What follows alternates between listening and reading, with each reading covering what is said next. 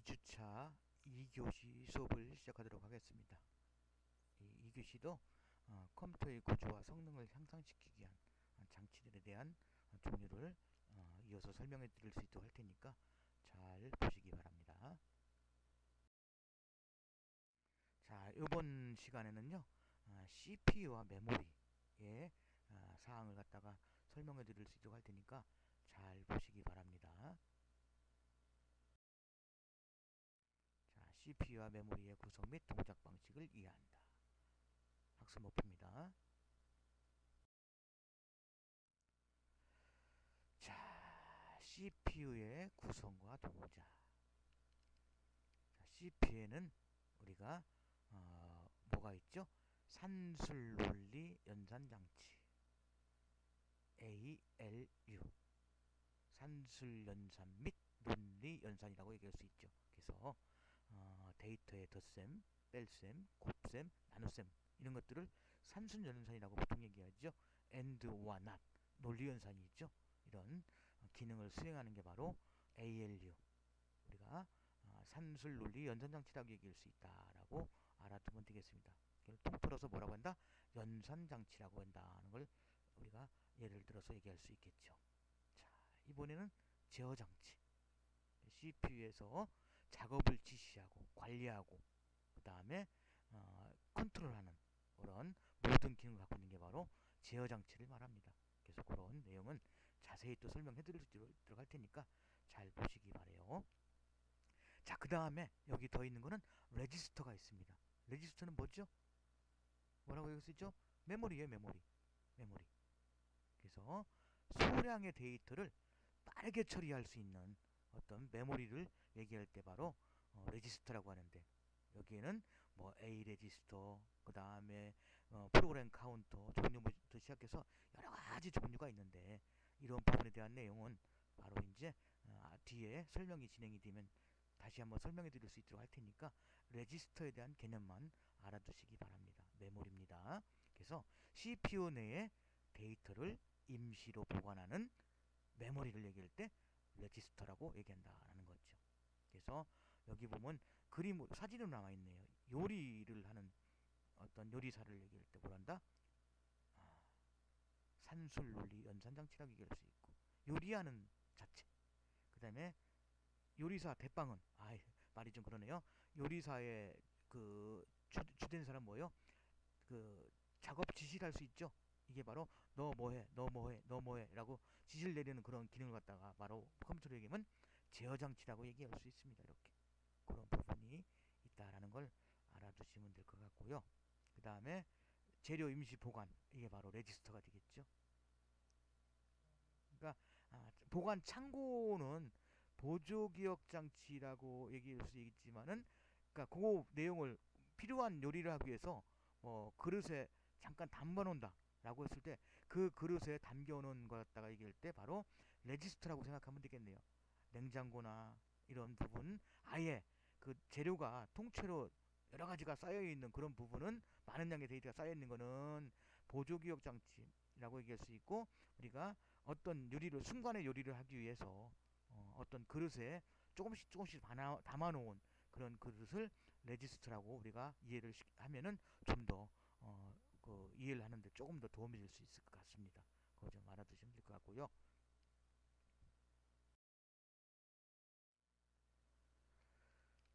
자, CPU의 구성과 동작, CPU의 명령어 처리 과정.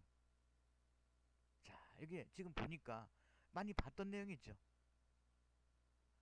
D2는 변수, INT는 D2라는 변수를 선언했을 때 데이터형이 정수형이다.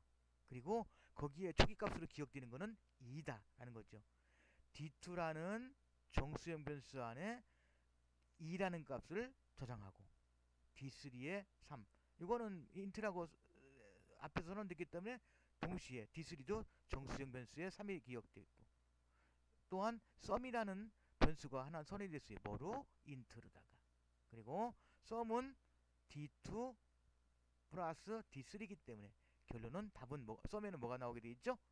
바로 5라는 값이 그 정수값이 기억이 된다는 뜻으로 이렇게 처리 과정이 나오게 되어 있습니다. 이걸 어셈블리어로 바꾸면 다음과 같다라고 나왔죠. 우리가 여러분들 컴퓨터 처리 능력을 향상시키기 위한 어떤 명령어 체제에 대한 내용을 배울 때 보통 보면은 어셈블리어를 많이 예를 들어서 나오는데 저희가 옛날에 그 컴퓨터 프로그램을 공부할 때 어셈블리어로다 직접 배워서 했던 기억이 새록새록 나는데 어셈블리가 쉽지는 않습니다. 조금 어렵죠. 그래서 이런 식으로 해서 MEM 로드라는 의미는 그 메모리에 있는 내용을 읽어드리는 겁니다. 실행시키기 위해서 이 100이라는 내용을 레지스터 2로 저장하고 또 다시 읽어드려서 이게 가로는 뭡니까? MEM이라는 100번지에 있는 가로가 100번지라는 뜻이에요. 그 값을 레지스터 2에 저장하고 MEM 120번지에 있는 데이터를 레지스터 3에 저장한 다음에 어떻게 된다고요?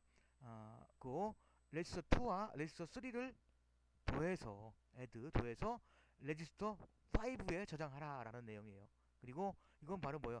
레지스터 5에 저장된 내용을 어디로 넣어라? 메모리에 160번지에 이동시켜라 라는 의미를 가지고 있어요. 그래서 100번지에 있는 MEM 100번지에 있는 내용 더하기 MEM 120번지에 있는 내용을 더해서 레지스터 5로 저장을 하고 그 레지스터 5에 있는 내용을 다시 MEM 160번지에 자료를 저장시키는 그런 프로그램이라고 보면 되겠습니다. 이게 어셈블리로 되어 있기 때문에 일반적인 C 언어 구조나 하이레벨 랭귀지의 구조하고는 조금 틀리기 때문에 이해를 하는데 조금 좀 불편함이 있겠지만은 그런 부분을 잘 알아두시기 바래요. 그래서 여기 보면 레지스터 3, 2와 3는 바로 뭐예요? 인수값. 그리고 5는 실질적인 계산값이 되겠죠. 그리고 이제 각각 메모리에 번지가 나가게 되어 있고요. 여기 지금 설명이 잘 자세히 나와 있죠. 밑에 그걸 보시면은 제 설명을 더 빠르게 이해할 수 있을 거라고 생각을 합니다.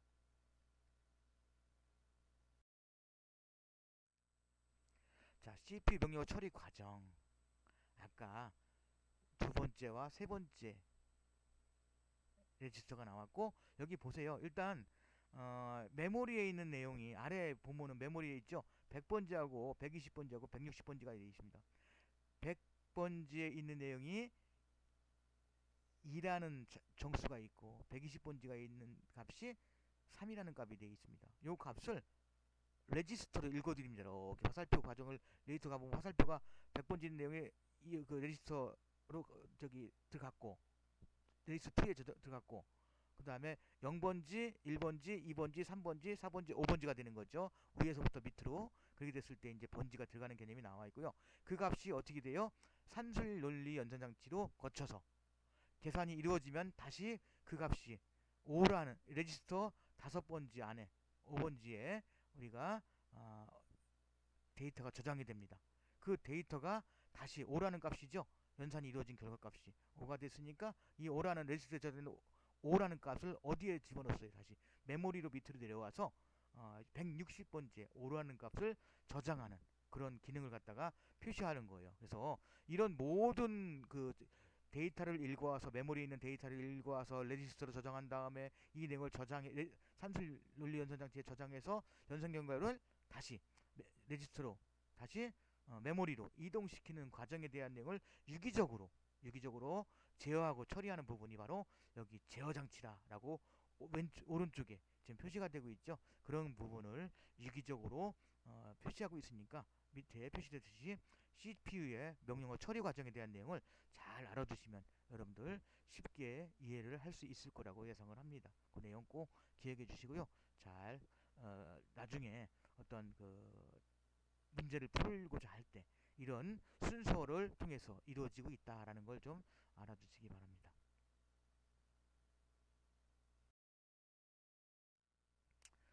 자, 여기 이제 드디어 레지스터라는 종류가 나와 있네요. 그래서 레지스터는 아까 뭐랬죠?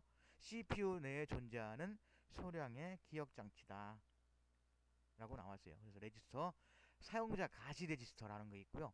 사용자 불가시 레지스터라는 게 있는데 뭐 굳이 이렇게 나눌 필요는 없는데 이런 부분이 나와 있네요. 그래도 한번 그 종류를 한번 확인해 볼 수 있도록 하겠습니다. 특징까지 잘 기억해 주시기 바래요. 컴퓨터 관련 전공 시험을 보고자 할 때 이런 부분이 많이 나오는 부분이에요. 그러니까 그런 부분을 잘 이해해서 여러분들 학습해 주시기 바랍니다.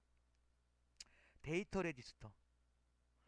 특징이 뭐예요? CPU가 명령어를 처리하는데 필요한 일반 데이터를 임시로 저장하는 범용 레지스터다. 주소 레지스터, 어드레스 레지스터. 데이터 또는 명령어가 저장된 메모리에 주소를 저장한다. 그러니까 데이터가 들어있는 메모리에 주소를 표시한다는 내용이에요. 자, 그 다음에 사용자 불가시 레지스터, 프로그램 카운터요. PC가 아니라. 자, 여기 보세요. 특징 아주 시험에 잘 나오는 거죠. 다음에 실행할 명령어의 주소 정보를 갖고 있어요.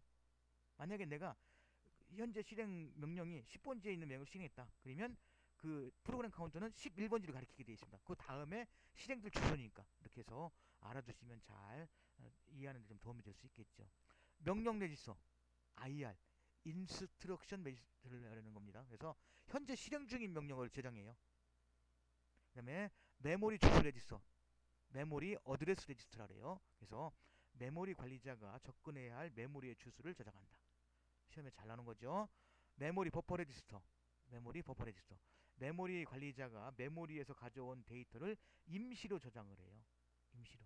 그런 부분이 있고, 자, 프로그램 상태 레지스터 프로그램 스테이터스 레지스터라 그러죠. 그래서 연산 결과 양수 음수 등을 저장한다라고 표시하고 있습니다. 이런 레지스터 종류가 좀 나와 있는데 이런 부분에 대한 내용을 잘 기억하셨다가 나중에 레지스터에 대한 설명이 나왔을 때 잘 활용해 주시기 바랍니다. 자, 여기 보면요, 로드 MEM 메모리의 이름이 메모리의 이름이 되겠죠. 100번지 레지스터 2 이거는 바로 뭐예요? 메모리에 100번지에 있는 값을 레지스터 2로 읽어드려라 하는 내용이에요. 그래서 여기 보면 CPU의 존재가 이렇게 회색으로 표시가 되어 있고요. 메모리 번지가 나오게 되어 있습니다. 그래서 자, 이제 현재 저기 다음에 실행할 명령을 나타내기 때문에 이거는 프로그램 카운트는 이제 1이 나와 있고요. 그 다음에 이제 저장치하고 연동이 되게 되어 있죠. 그 다음에 로드 명령을 썼죠. 로드.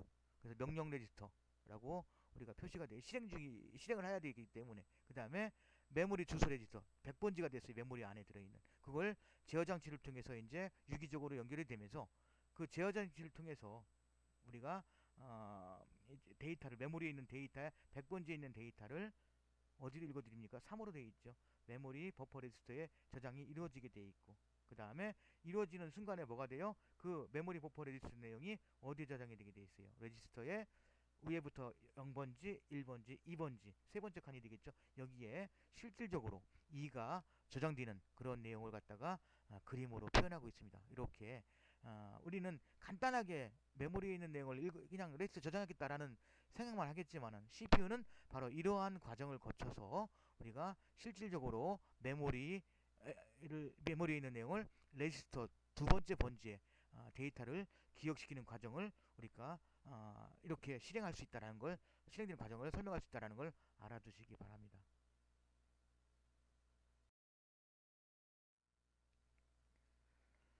자, 프로그램 상태 레지스터의 역할. 연산 결과가 양수인지 음수인지 0인지 0이 아닌지 자리 올림이 있는지 등 프로그램의 상태를 저장한다 라고 나와 있어요.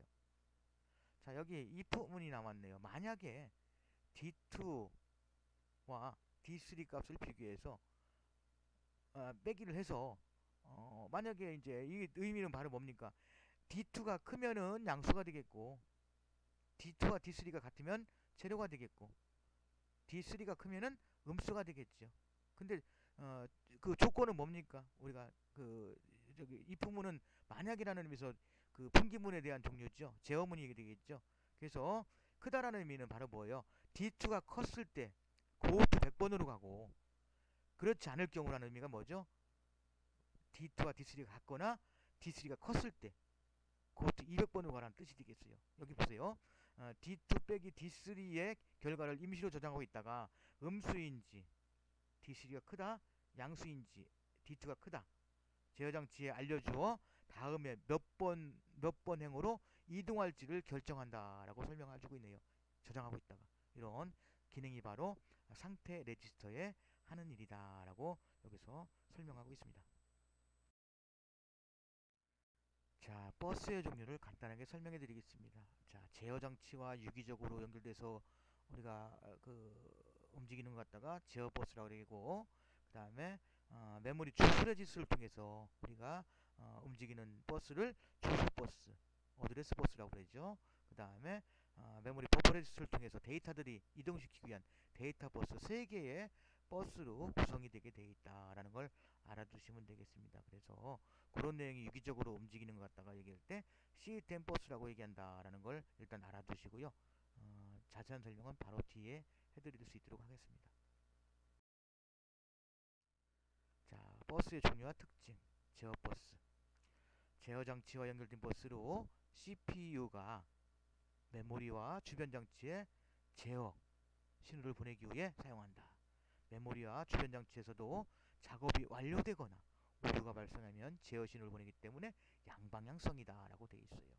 주소 버스, 메모리 주소 레지스터와 연결된 버스로 메모리나 주변 장치의 데이터를 읽거나 쓸 때 위치 정보를 나타내기 때문에 단방향이다 라고 나왔어요. 데이터 버스, 메모리 버퍼 레지스터와 연결된 버스로 데이터의 이동이 양방향으로 이루어질 수 있기 때문에 양방향 버스다라고 얘기할 수 있는 거예요. 그 특징을 잘 기억해 두시면 나중에 어떤 시험 문제를 풀 때 많은 도움이 될 수 있다는 걸 알아두시기 바랍니다.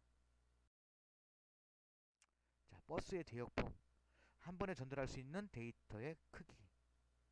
자, CPU가 한 번에 처리할 수 있는 데이터의 크기와 같다라고 되어 있고요. 최대 데이터 크기는 워드라고 부른다. 이것도 설명이 되어 있고요. 32비트 CPU는 메모리에서 데이터를 읽거나 쓸 때 한 번에 최대 32비트를 처리할 수 있다. 결론은 버스가 32인승이라고 보면 되겠습니다. 이렇게 예를 들어서 얘기하면 좀 쉽게 될 수 있겠죠. 자, 버스의 대역폭, 레지스터의 크기, 메모리에 한 번에 저장할 수 있는 데이터의 크기는 항상 같다라고 나와 있어요. 자, 일단 이제 이거는 이제 램에 대한 종류가 또 나오네요. 메모리의 종류. 휘발성, 비휘발성. 휘발성에는 D램, S램, SD램. 비휘발성에는 플래시 메모리, F램, P램이 있다라고 되어 있어요. 그리고 롬에는 마스크롬, P롬, EP롬. 그 특징은 뒤에 나오기 때문에 설명을 또 그때 해드릴 수 있도록 하겠습니다. 이것도 계산기 일반에서 나오는 간단한 내용이기 때문에 이해를 빨리 할 수 있겠죠. 여기 지금 휘발성 메모리.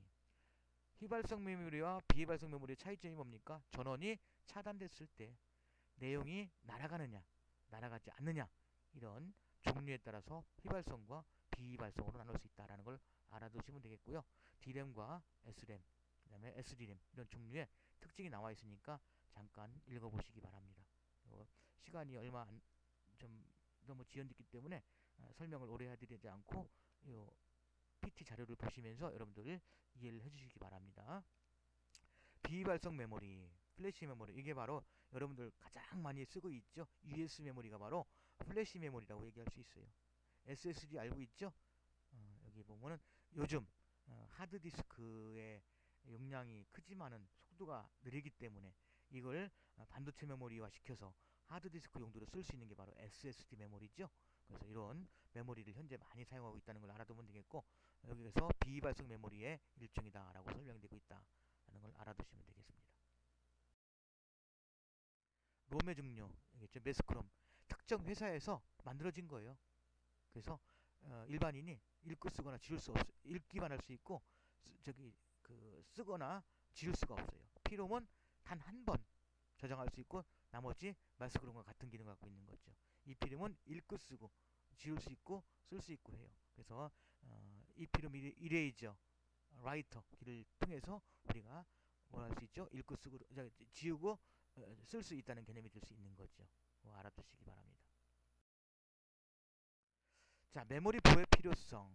현대의 운영체제는 시분할 기법을 사용하여, 시분할이라면 뭐죠? 우리가 일정한 시간을 쪼개서 여러 개의 프로그램을 동시에 실행하는 것처럼 이걸 갖다가 멀티 프로그래밍 방식이라 그랬죠. 그래서 이런 것들을 이용할 때 사용하는 기법이죠. 그래서 여러 프로그램을 동시에 실행함으로 사용자 영역이 여러 개의 작업 공간으로 나누어 있다라고 우리가 알아두시면 되겠습니다. 메모리가 보호되지 않으면 어떤 작업이 다른 작업의 영역을 침범하여 프로그램을 파기하거나 데이터를 지울 수도 있으며, 최악의 경우 운영체제 영역을 침범하면 시스템이 멈출 수도 있다. 이런 특징이 있기 때문에 메모리의 보호가 무지하게 필요하다. 그런 내용이 설명되고 있습니다. 메모리의 보호 방법 설명이 여기 보면 작업의 메모리 시작 주소를 경계 레지스터에 작업 후 작업을 한다. 저장 후 작업을 한다. 그 다음에 작업이 차지하고 있는 메모리의 크기, 즉 마지막 주소까지의 차이를 한개 레지스터에 저장한다라고 설명드리고, 쭉 이렇게 5번째까지 설명이 되어 있으니까 그걸 읽어보시기 바랍니다. 자, 부팅 알지요? 컴퓨터를 켰을 때 운영체제를 메모리에 읽어 들어와서 컴퓨터를 사용할 수 있게끔 실행되는 과정을 갖다 얘기할 때 부팅이라 그래요. 그래서 롬 바이오스에 있는 내용을 통해서 우선 하드웨어 점검을 한 다음에 하드웨어 이상 유무가 없다 그랬을 때 삑 소리가 납니다. 그게 바로 하드웨어가 이상이 없다. 그때부터 이제 메모리에 있는 코드를 읽어들여서 실행하는 거죠. 그래서 마스터 부트 레코드라고 우리가 보통 얘기할 수 있고, 그 다음에 부트스트랩 코드가 운영체제 프로세스를 실행한다는 내용이 운영체제가 이제 읽어드리는 과정을 갖다 얘기할 수 있습니다. 이 모든 과정을 뭐라고 한다? 부팅 과정이란다는 걸 얘기할 수 있습니다. 자, 좀 뒷부분에 설명을 좀 빨리 한다고 좀 빠르게 넘어가는데 여러분들 그렇게 어렵지 않은 내용이니까 이해를 하셨을 거라고 믿습니다. 그래서 이번 두 번째 우리가 그 CPU에 대한 내용, 메모리에 대한 내용을 설명해 드렸으니까 이 부분을 잘 기억하셨다가 나중에 해당되는 어떤 문제를 풀고자 할 때 많은 도움이 되길 바랍니다. 잠시 쉬었다가 3교시 수업을 시작할 수 있도록 하겠습니다. 고생하셨습니다.